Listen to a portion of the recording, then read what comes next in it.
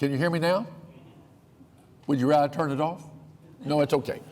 Well, I do want to start during this time before we call the meeting to order to recognize our friend and colleague, Mike Carrier, who has come here from out of state. As you know, when Mike retired from his job with the Convention and Visitors Bureau, he moved out of state, and he's back here with us today. And while there will be some formal acknowledgments later in the MAPS 3 process, I do just want to say it's great to have you back.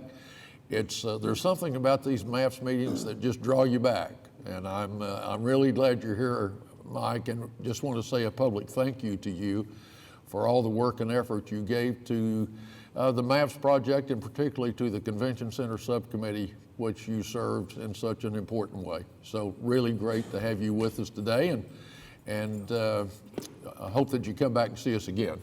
And we're now ready to say the meeting is now called to order. Carol, we have a quorum. Do we have a quorum, David? Yes, sir. All right, we have a quorum. You have been presented with copies of the minutes of our October the 28th meeting. Are there additions or corrections to those minutes?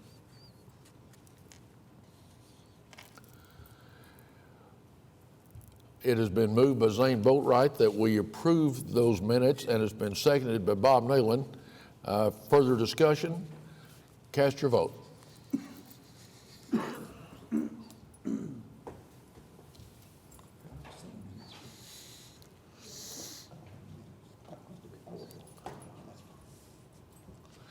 It was passed, and the minutes have been approved. That takes us to item 3 on the agenda, items for individual consideration. David, item A. Pardon me. Item A is the revenue and expenditure report for MAPS 3 for the period ending October 31st, 2021. On the revenue side, for the month, $13,785. Fiscal year $197,817, and a total of $836,463,197. And on the expenditure side for the month, it's $3,131,520. Fiscal year of $8,527,671, and total of $752,387,945. You also have the budget and obligations report in your packet for the period ending November 8th, 2021. If you have any questions, I'll try to answer. Questions for David? Shall we receive it? Been moved by Bob Neyland that we receive the report as presented. Is there a second?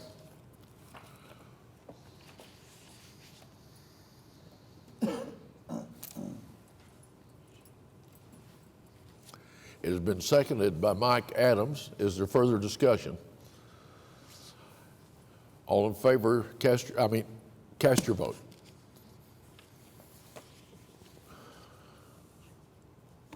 It is passed. David, item B. Item B is something that you see every year. It's the meeting schedule that needs to be approved for the coming year of 2022 MAPS 3 Citizens Advisory Board meetings. Is there anything any different about it than the schedule we've had in the past? No, sir. It's been moved by Michael Adams that we approve as presented, and Nikki Nice has seconded it. Further discussion? Cast your vote. All right, that brings us to item C. David, it is passed. Mr. Chairman, I suggest maybe item C and D, we move to the end of the meeting with the unexpected demise of our computer. Since that was a presentation that needs to be used on that computer, if we could push that to the end and see if we can get that repaired or come up with an alternate plan. All right, that'll be great. Let's then move to item E. Item E is recommend approval of resolution authorizing the use of excess collections and/or interest in the amount of $310,000 to fund administrative and testing fees, project M3-P016, MAPS 3, Lower Scissortail Park, generally bounded by I-40, South Robinson Avenue, Southwest 15th Street, South Harvey Avenue, Southwest 10th Street, and South Walker Avenue in Ward 6. So, as you recall, we've been talking about this for a while now, that all of our contingency money is gone because of the delays from the utilities there and then the unexpected battery costs. Also, with the project running a little long in the program, there's administrative fees that have exceeded what was budgeted. So we're asking for some additional funds on this. It's been calculated of what project management will cost through the end of the project next year, and then a little past that. As you know, we always have punch list items and then follow-up items until we can get a final acceptance. So that's what that number is for, and we ask for approval on this. It comes from the Parks Subcommittee. I can't remember, Lisa, we didn't have a quorum on that, but those in attendance recommended sending this on. All right, questions?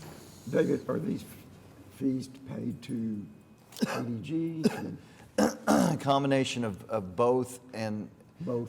the city staff, So it's MAPS fees and, MAP staff, the project managers that are working on the project, some ADG fees. There's also some additional testing fees in there. There's still concrete being poured, densities that are being taken, some things down there. it just wasn't clear where the fees were going. Right. All right, are there questions for David? It has been moved by Michael Dover that we approve as presented, seconded by Zane Boatwright. Further discussion? Cast your vote. The item is passed. David, next item, item F. So item F is recommend approval of resolution approving change order number 8 and amendment number 5, project M3P016, WC 1000, SC 1073, MAPS 3 Lower Scissortail Park, generally bounded by I-40 South Robinson Avenue, Southwest 15th Street, South Harvey Avenue, Southwest 10th, and South Walker, an increase of $215,281.70, and authorizing the use of excess collections and or interest to fund change order number 8 and amendment number 5. That's in Ward 6. Several items on here. Small item, structural steel joist that was added. There was some additional storm sewer. If you recall, in the upper park, we had some areas that ponded water that were problematic, and part of our lessons learned effort is to make sure we get all of these areas drained. So there was some additional storm sewer put in. Traffic pole relocation at 15th Street, that was to meet ADA. Asphalt modification, the majority of that was because, if you recall, I know it's been several months ago, but we showed you pictures of a water line that was found actually in the paving, and the excess paving had to be removed and transitioned in there.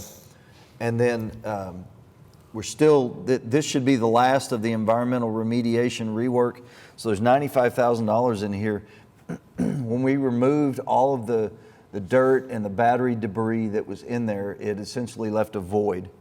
And the contractor had to bring dirt in to fill that void. Luckily, he had dirt on site, but this still accounts for trucking that over, doing the compaction. And in addition to that, there were some areas that to get to the batteries, we had to peel back some work that was already done, and a little bit of irrigation lines and some electric lines. So they had to rework some of that. We worked with them real close to try and keep this to a minimum. It's a big number, but it could have been much bigger had we not caught it when we did and worked with the contractor. So that's what that item is for. And then we still continue, every time we stick a shovel in the ground out there, we find concrete footings and concrete debris. So when some of the structures were removed, and this could have been 50 years ago, some of them were just pushed into the ground, and some of them are some remnants of basements, things like that. So we're still pulling those out. Luckily, we foresaw that, and we do have an established price that was bid, and that's why it's part of the amendment, but it continues to jump up and cost us. I think that we're very close, if not finished with that. most of the digging, with the exception of digging holes for trees, is done. And a lot of the tree holes are in soil that's been placed. So I hope that we're towards the end of that. So again, this comes with the recommendation of those that were present at the Parks Subcommittee. All right, questions for David or discussion?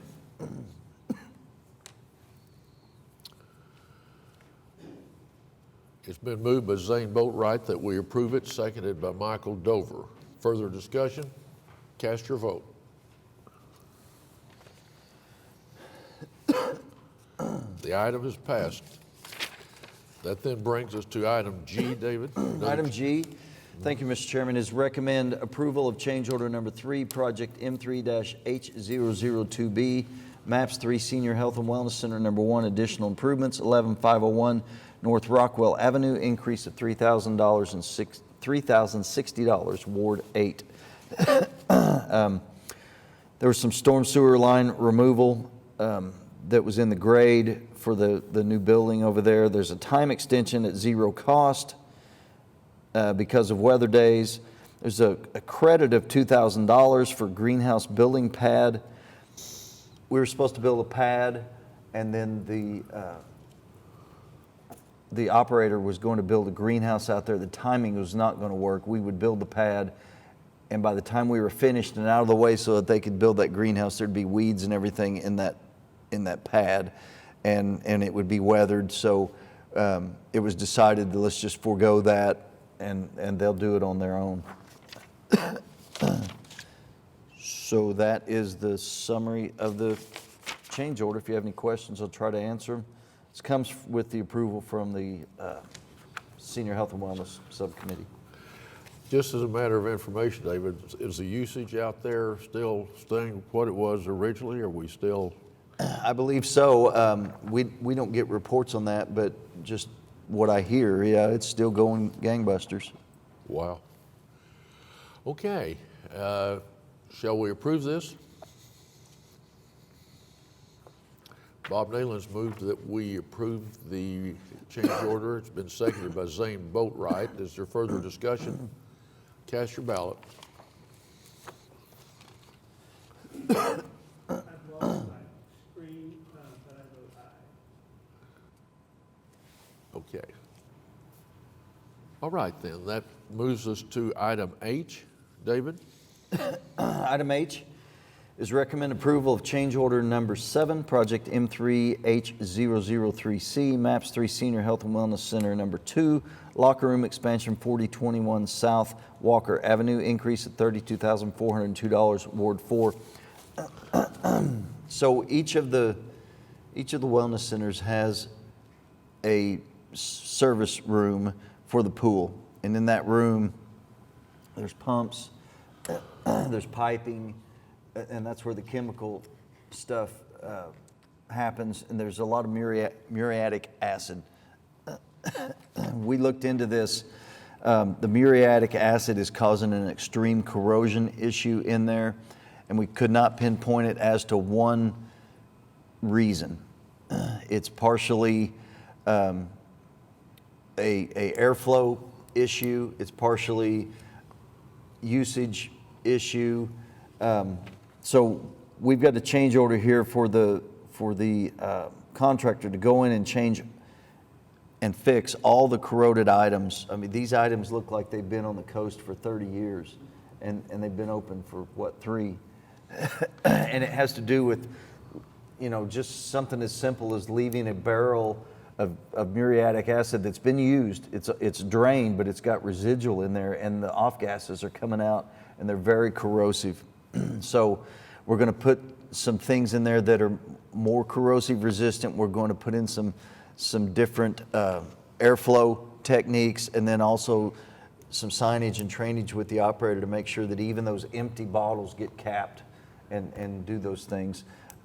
We feel responsible for this and don't think that we should give this over to our general services department or the operator in this condition.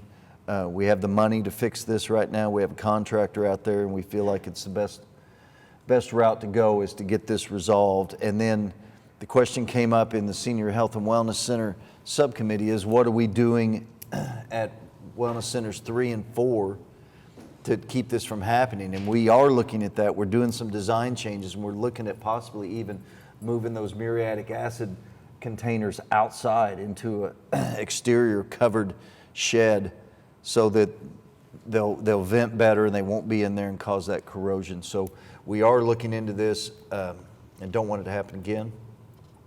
But this item is on here. It comes with the approval from the subcommittee. I'll try to answer any questions if you have any. Are they going to continue to store the acid in this room? It will be in this case, it will be in there, but there'll be some, so the muriatic acid tends to settle. And we don't feel like we had adequate ventilation on the floor to move this out, so we're changing some of that ventilation. Then we're going to put up some signage reminding users to keep these things capped when they take the barrels out, that kind of. Or the solution for centers 3 and 4 is an outside storage solution? Possibly, or a heavily ventilated area. What happened in this case is that the blower quit, but nobody knew it, so the air quit circulating. So we're going to put an alarm on the blower so that they'll know when it's stopped. David, you describe it as a failed HVAC. Was it an actual failure of the equipment, or is there something in the design, or is there any warranty? I think it was a broken possibility? belt in one of the wellness centers. In this one, Bob, we have this problem at 1 and 2, so I'm confusing the two centers. This one's at 2, but it is a airflow issue. At 1, we had a failure of, I believe, a broken belt. But When you say failure of the HVAC, you're talking about this exhaust fan? yes, sir. Okay, not the whole HVAC No, system? not the whole building system. No, it was just this ventilation system in that room. Is that anything that we ought to be looking to warranty possibilities or something like that? We or don't feel fit like that? it was more of a service issue than a Okay. warranty issue. Okay, thank you. Other questions? So you think that in the two wellness centers that we're getting to build, that we can design around this problem? Yes, sir. That's our intent. Okay. Other questions? Shall we approve it? Bob Nayland has moved that we approve it, been seconded by Zane Boatwright. Is there further discussion? Cast your vote.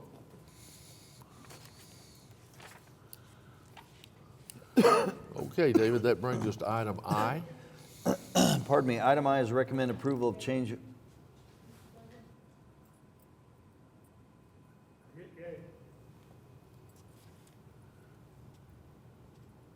Are we ready? Item I is recommend approval of change order number 2, project M3-H005, MAPS 3 Senior Health and Wellness Center number 4, 13660 Southwestern, increase of $9,254, Ward 5. There's 3 items on this. Aluminum storefront finish revision.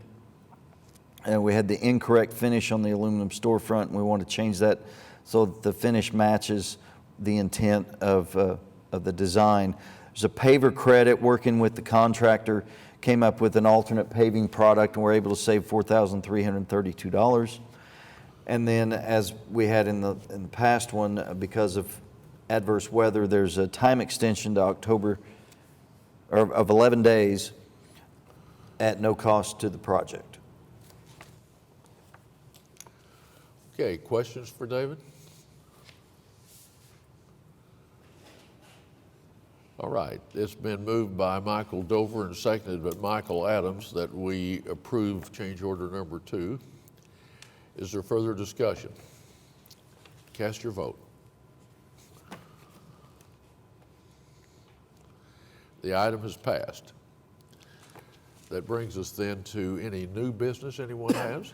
Seems that we have resuscitated the computer. Have we?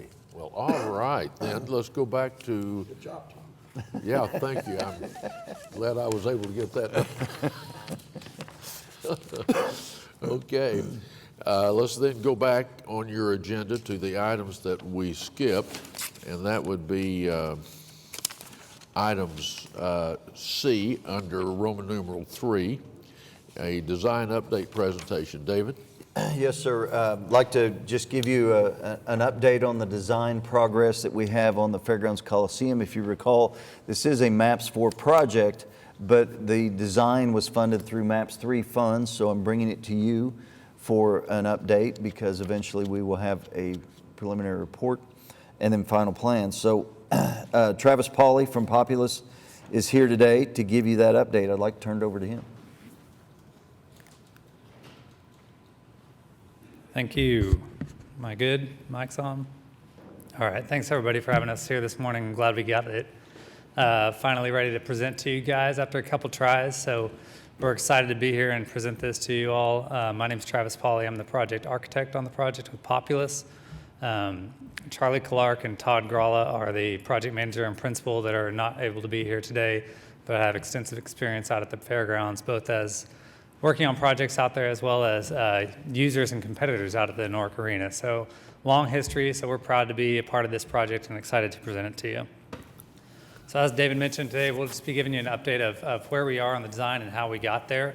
So I'll go ahead and get started here. I think we all know where we are at the fairgrounds, but just a quick overview. As you see and as you know, we got I-44 running on the west side, I-40 on the south side, and then our main entry area that I'll point out here is kind of right in the middle on the east side there off of May Avenue, the Gordon Cooper Boulevard that heads over towards the Nork Arena. As we zoom into our site, we've got the existing Nork Arena that we all know about, built in 1965. Current Fairgrounds Arena has the largest economic impact of all publicly owned facilities in the city, so huge, important project for the city, both the city and the fairgrounds. This new project is going to be a huge impact for them. Hosts over 250 event days a year out there, international equine and livestock shows, horse capital of the world, as we know, horse show capital of the world, but as well as basketball tournaments, Disney on Ice out there during the fair, concerts, and all sorts of other events. So the current facility has about 8,000 seats and has reached the end of its useful life at this point in time. And here's where the new Coliseum is scheduled to go. A few things I'll point out here. One of the major goals with locating this new Coliseum is to retain the use of the existing Nork Arena throughout the construction. We know that we have long-term contracts out there, 10-year contracts for some of these horse shows that have just been signed. So a big goal with this new facility was to retain operations of the Nork throughout the process of constructing this new Coliseum. So that's why that is located where you see right there. The other guidelines for how we located this and how it's shaped, to be honest, are those utility restrictions that you see there in the red dashed lines. So that kind of dictated how far out from the existing Nork Arena we could pull this thing. So as you can see, it overlaps the existing Nork just a little bit in the front entry area there. So this project will be phased in order to make this all work out, and we'll walk through that really quickly here.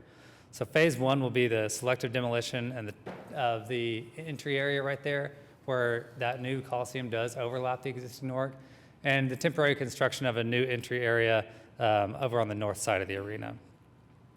Phase two would be the construction of the new Coliseum, as well as at the end of phase two, a temporary pathway constructed from the Super Barn to the new Coliseum that would be utilized for competitors coming from the Super Barn into the Coliseum while that Nork Arena is demoed and cleared out. Phase three would be the demolition of the Nork Arena, and that's when that temporary construction path would be utilized to get to the new Coliseum. And then phase four would be the completion of the site work where the Nork used to be, as well as the new show office that would be demoed with the Nork Arena. So how that site plan looks is what you see in front of you now. We've got the buildings in the orange shade there, as well as our plaza space, entry areas, and surrounding site. And I'll point out a few things here. You can see coming in off Gordon Cooper Boulevard that we mentioned earlier, you're going to be coming right into the front of the building, so you're going to have a really nice approach to this building. It kind of caps off that approach along with the new Bennett Center there and creates a nice entry into this space. The entry plaza is right there on the east side. We've got another outdoor flexible plaza space shown there on the north side that will kind of open this space up to the rest of the fairgrounds. And then on the south side is more of our utility functions. We've got our loading dock, our outdoor chiller yard there, as well as a nice green space there to kind of buffer those areas from the public on the southeast end there. And then on the west side, you've got a little bit of a blank slate right now. We've got, that shows it as a paved area and a dashed area that we've called temporary or future connector building, as well as a large sod pad right there. And that's a good area for me to kind of touch on the history and how we got to the scope of work that we are at today. This project, as we all know, started out in 2017 as a public works project and ran through about 2018 when it got paused at that point in time. At that point, that project was estimated at about $121 million. We know kind of what has happened with pricing in the last year and a half, so you can imagine what that would be if currently estimated. Our MAPS 4 project, once this got restarted, our budget for this is $84 million. So as you can imagine, there's been a substantial amount of work trying to figure out how to get about 40% of that cost out of the project and down to the $84 million budget and scope that we're at today. And so a part of that is there originally was a connector building that connected that super barn to the Coliseum. That part has been taken out of the scope at this point because to try and reach that budget. We know that that's essential for the long term of use of this facility, so that's why we have shown a temporary connector there and kind of left that as a blank slate with hopes that it can come back into the project at some point. And we know that we're planning for the infrastructure for that to come in at some point because we know that is critical. The other things that have happened with this project, and we'll walk through a little bit of those as we go through the plans and the architectural design, is the downsizing and efficiency and design of the actual Coliseum. This used to be a 3-story Coliseum with a much larger footprint. We have reduced the scale of that. It's a 2-story Coliseum now with a smaller footprint and a much less complicated architectural design to it. So we'll walk through a little bit of that. And that's all of that is what's gotten us to the scope and the budget that we're at today, which fits within the MAP's overall budget. So as we look at the overall floor plan, this is the event level or ground floor plan. I'll just kind of walk through this quickly, starting on the right side, your right side, plan east side. As you walk into the main entry of the building, we've got a nice big vestibule there and an open lobby space. We've got our ticketing office in the green there on the south of that, as well as a retail space that's just to the north of that. Coming around that bend there with the public restrooms, we've got our locker rooms and some storage space there on the top, as well as our kitchen, our main kitchen for the building, shown in purple. And then on the upper left corner of the building, we've got our north lobby.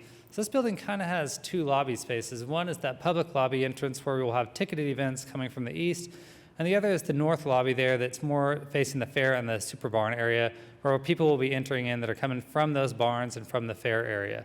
So that's the north lobby there on the upper left corner. And then as we come around, we've got our big back of house area where we'll have all of our staging for equine shows, livestock shows, and other events there, as well as concerts and Disney on Ice that use that back of house area. And then our nice big return alley that comes around the bottom side of that between all of our service areas and storage areas that down there. You can see the loading dock in the lower left corner, as well as lots of mechanical spaces, storage spaces, and all that for our retractable seating, our floor seating, and everything like that will be in those gray spaces there. And then our back of house north area on the plan right side. And of course, in the middle of all that is our arena floor, 270 feet by 140 feet. That arena floor size, as well as with the back of house area, that really large return alley area, is really one of the things that kind of sets this building apart and makes this unique as the horse show capital of the world and the best venue in the country to do these kind of events at. Providing that staging area, providing that big return alley that can be used, and the connection to those super barns is something that you don't see really in anywhere else for these events, and that's why they've all flocked here to have these events. And so we want to make sure and continue that. Up on the concourse level, once again, I'll start on that right side where the main stair comes up. Nice big open concourse space on that side, plenty of space for vendors and other portable concessions and things like that to go. And then as we walk around the perimeter of this, it really is a really compact and efficient facility. There's not a lot of fluff here. It's mainly comprised of those concession areas that you'll see in purple and the restroom areas that you'll see in the navy blue. As we come around to the plan west side, the left side of your drawing there, we do have the kind of some of the premium spaces, the lounge space there on the left that goes, feeds down into those loge seats, as well as the further concessions and bathrooms on the south side. And then on that lower right side, we do have some suites as well as the video production area that overlooks the arena there in green on the right side. And then just looking at a few of the different layouts, this is just a selection of them, but as we said, this is a multi-purpose arena, and so we want to make sure that we're designing this for everything that could happen within this arena and everything that they do have in this arena. So you can see here, it can really be flexible from that 5,000 seat layout for equine and livestock shows and rodeo shows, going up to close to 8,000 seats for a basketball tournament or a wrestling tournament, as well as 7,600, 8,000-ish seats for a concert in-stage concert layout. So lots of different things you can do with this arena. And that's done with the portable bleachers and the floor seats, expanding that seating area in the basketball and concert layout that you're seeing there. So I talked a little bit about how we got a more efficient building, and I'll walk through that a little bit here when I talk about the architectural form. We knew that we had to cut a lot of complexity and cost out of this building. And so when we got to a floor plan that we knew everybody was happy with, and like I said, it's really compact and efficient, we kind of started with that and said, okay, let's lay this out and just start with the most efficient structure that we know how to do. Let's lay a gabled roof, simple 1.5 to 12 gabled roof structure over this. We know from working with our engineers on these arena projects that is a really efficient truss size and shape, and is going to be the most cost-effective shape that we can get.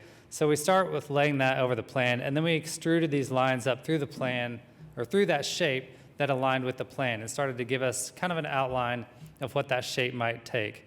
And then we cut those shapes out, and in the right there, you can kind of see the shape that it starts to give us with the arena. And then we start to further develop that, and said, can we pull those trusses in so that they're just over the Coliseum space, and create these roof wells over the concourse and service areas that we can house our mechanical equipment in. That'll both shorten up our trusses and make them more economical, as well as make our mechanical spaces and our HVAC systems much more economical, housing those in the roof wells on the side instead of having to build platforms over within the space. So once we got that, we kind of had our shape, and then it became kind of delineating the forms, applying materials, and deciding what is this going to look like. And so, of course, first we wanted to look at our existing campus and our surroundings. So we're going right up next to the Bennett Center, and eventually we'll be connecting to the super barn that you see there on the bottom. So we do want to take those into account. The existing palette out there is made mostly of a masonry base with a light metal upper portion of the buildings. Materials, once again, efficient, economical, durable materials, lots of animals, horses, equipment around these things, so we know they got to be durable, as well as a large scale and flexible usage. So we started looking at things like these HPL phenolic panels that can be a really large scale, they're extremely durable, and they're highly economical. And then the inspiration about what do we want this to look like? Where do we want the inspiration to come from? And we started looking at these Native American and Western patterns that are seen throughout the state, and especially, of course, out there at the fairgrounds, as well as the movement of the activities that happen within the space. So you can see there in the middle, kind of the equine rider, the basketball player, have a kind of a similar feel to how they're moving through that space. And that kind of aligned with that shape that we took when we extruded the plan up through the building. And so that all came together to create this image that you see here today of the rendering of the Coliseum. You can see the influence of those patterns, those Native American Western patterns on that facade that's on the top half of the building. Of course, we still wanted it to be a contemporary, modern look and an innovative facility to take us into the future. So we want that to be an inspiration and draw inspiration from that, but not take too literal of a interpretation of it. And then that sits on the masonry foundation that kind of grounds that building. And that would be a concrete block, extremely durable, efficient, as well as fits within the design and context of the fairgrounds. So as we go around to the west side of it, we saw an opportunity to pull that pattern around to the west side to give it a cohesive look all the way around the structure, and really give that service side the same kind of look and feel as the more publicly trafficked side. And on the far left side there, will be the north west side of the facility, we saw an opportunity thinking that, this side will mostly be seen from a distance, from people passing by on I-44 and I-40. Maybe we can integrate kind of a large-scale graphic that's integrated into those panels, and you can see the OKC graphic kind of faded into those panels there on the end of the Coliseum that you could see from a distance that we think could be a neat identifier for the building from that side. Coming around back to the east side, we've got that nice big public open plaza. We'll keep that pretty open to keep it really flexible so that they can do all kinds of events and put all kinds of equipment and displays out there. And then as we get into the space, as we walk into that main vestibule and into the main lobby, nice big open full height space as you walk in to greet visitors, seeing up to the concourse and from the concourse down into that lobby space. So that'll be a nice open space with some feature lighting and other elements to welcome visitors into the space. The bowl, as you see here, this is about the 5,000 person layout for, as you can see, a livestock or equine show. 50-foot clear height to the trusses, which should allow for any event that they want to host in there, and our nice center hung scoreboard there in the middle. And then we do have some premium spaces, like I mentioned. This is the lounge space on the north end of the northeast end of the Coliseum. So some of the wood elements and angles tying into the outside of the design as well here. And that's where we stand today. So right now we're at a two-level, 223,000 square foot Coliseum. Approximately 5,000 fixed seats with the ability to expand that up to 8,000 seats. And our latest estimates put us right at that $84 million mark that we're shooting for. So that's what I had. Thank you all very much. I don't know if you want me to stand up here for questions or. Questions? Michael? Could you kind of give us a comparison to the old arena to this one as to what size comparison? Is it larger seating, larger arena floor space, more square footage, higher ceilings? What are we getting with the new arena as an improvement over the old one? Yeah, so the existing arena has about 8,000 seats, so their fixed seating is more than what we have in this new one. That's not seating that's really used for the vast majority of events there. And so the way we've set it up is to be more efficient with limiting the fixed seats to about what's needed for most of the events, with the ability to expand that space for the events that really need more seating into the basketball and concert type of setup. The arena floor space is a bit larger in this one than it is in the existing one, which will allow for more space and better use of that space for those events. The back of house and return alley areas is a big improvement from what they have right now as well as just the overall usage, design, flow of the facility, how it's used, how people come in and out of it, and the general, as we all know, the NORC is not in a great state right now. Yeah. Obviously, And so newer. Ceiling height? Yep, the ceiling height will be not just enough for them to host all of the events they want to host, but the structure made so that they can support all the rigging, lighting, scoreboards, things that they would want to host in a modern and future events in those spaces that they can't do right now. Thank you. Other questions? Travis, thank you so much. Really appreciate you very being much. here. We appreciate the You time. bet. Give our regards to your colleagues when you get back to the office. Tell them the course. convention center is doing well. Thank you. Appreciate it. Okay. Item D, David. So on the heels of that presentation, item D is recommend approval for architectural services contract Populous Incorporated, project M3-F003, M4V-F001, maps 4 Fairgrounds Coliseum, 333 Gordon Cooper Boulevard, $7,076,469, Ward 6. So what you have in your packet is a brand new contract.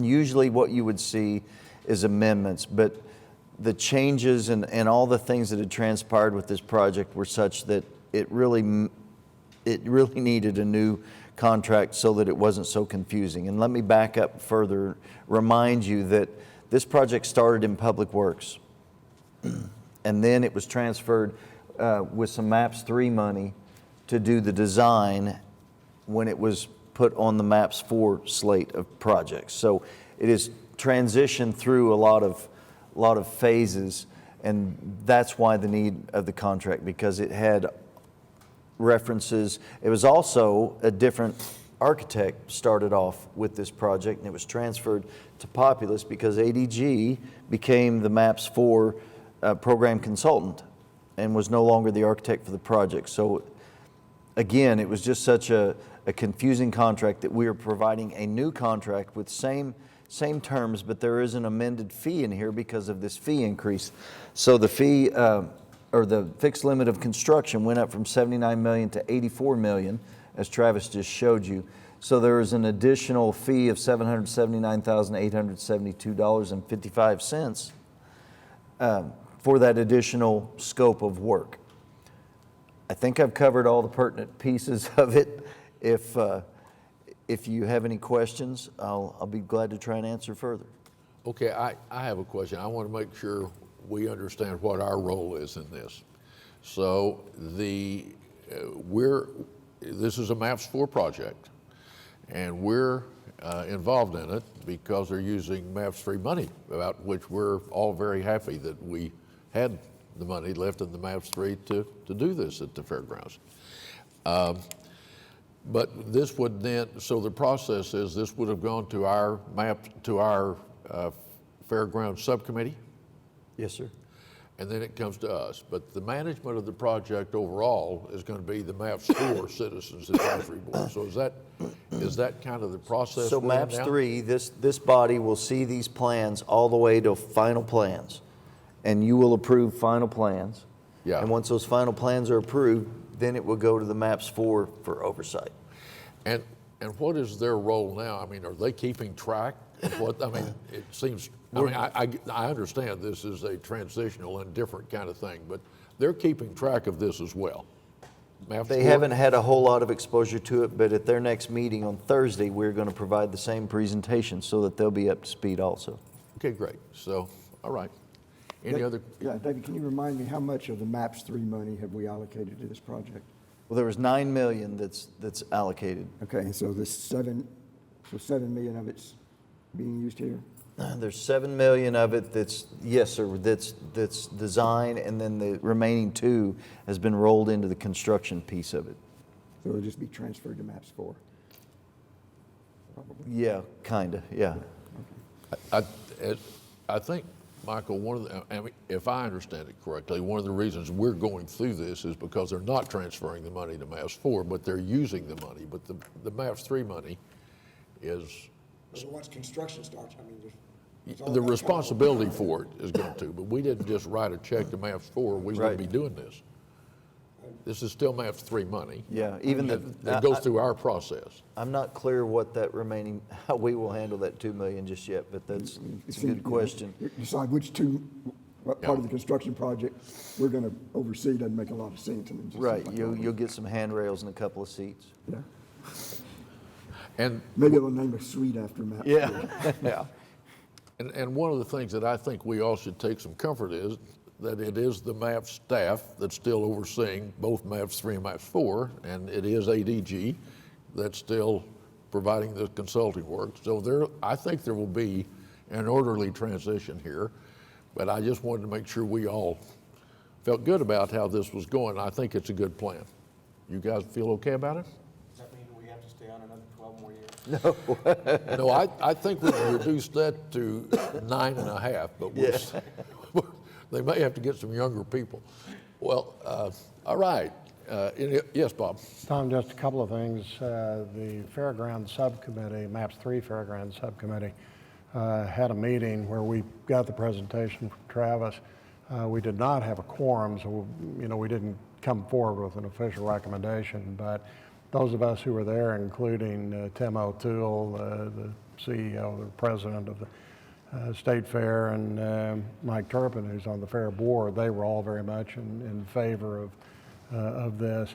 And for whatever it's worth in terms of continuity, the mayor has asked me to chair the venues, the venue subcommittee for MAPS 4, which will oversee the Fairgrounds Coliseum, among other projects. So we've not yet had a subcommittee meeting. I'm not sure all the subcommittee members have been appointed yet.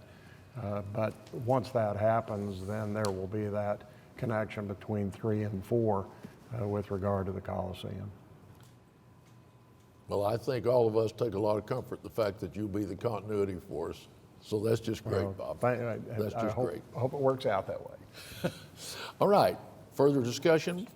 Then I guess we need to approve this today, David? Yes, sir. All right, shall we approve it?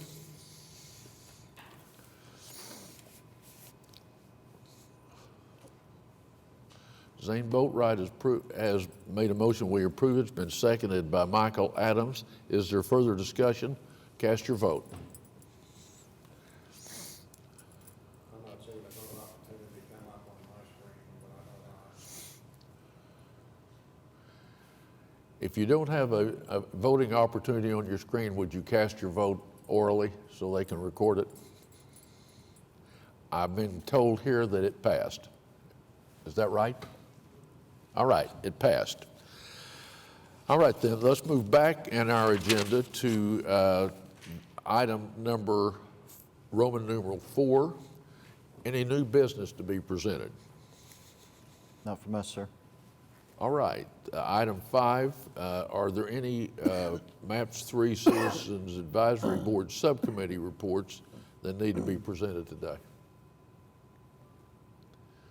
Okay, then, David, that brings us to Roman numeral 6, your update. Anything to add? Park continues, Lower Park continues under construction. It's progressing well. We have great weather this week, pouring a lot of concrete. Still waiting for that first hard freeze, though, so that we can start planting these trees. Here we are deep into December. But it's going well. The buildings are looking good. Well, I'm sorry. We're deep into November, approaching December. Yeah, excuse me. Wellness Center 3's got steel up in the air, progressing well. Wellness Center 4, they're getting ready to pour the slabs out there. Weather has slowed them down a little bit when it was so muddy a couple weeks ago. New trails projects that we've talked about here, the architecture and engineering notices out on the street, so that's moving along. You'll see a final acceptance for the convention center next month. We got the pylon signs and everything completed over there, so everything's moving well. Well, that's just great. Questions for David? All right. Item number 7, any comments by members of the board? Staff? David, anyone? I just want to thank each of you for making this special meeting so that we can keep this business moving along, keep it going. Thank you. I want to add to that. I know that some of you have had questions from time to time is how long will it be necessary for us to continue our process, and will we continue having subcommittee meetings? And I have talked to the mayor about that, and as long as there is business to attend to, they would like for us to continue to meet and to keep the process in place that we have had in place all along. But we'll try to do that efficiently and take due consideration of your time. And then at some point in the future, and not 12 years, Zane, there will be some orderly transition of whatever there's left to do for us to the other Citizens Advisory Board. So I think it'll be an orderly transition, but there are still legal and oversight steps that we need to take, and we'll do those as required. Okay, are there citizens here that want to be heard today? Okay, hearing none, that brings us to adjournment. Is there further business to come before us? Then we're adjourned. I'm sorry. Oh, I'm sorry. Oh, no, I thought you adjourned on phone. We can talk to Mike here. Well, I welcome Mike Carey, but I guess I should tell you, Mike, that we have a formal recognition of you that is scheduled for next month. And this is not an offer to pay your expenses to come back. But want you to know that is in the process, and you've been much in our thoughts, and that one of the reasons that it has been delayed is because we wanted it first to go to your subcommittee, to the Convention Center Subcommittee, which did not meet this month. And so because of that, It's going to go to the Convention Center Subcommittee and be brought forward here. And since you are here, I'll just say it will commend you for your service to MAPS 3 and to our city. And so since you're here personally to hear it, I just want to say thank you on behalf of all of us and the citizens of Oklahoma City for the great service that you provided. We appreciate it. Thank you, Tom. Appreciate that. You bet. Is there further business? Then we're adjourned. Thank you, everyone, for taking the time to be here.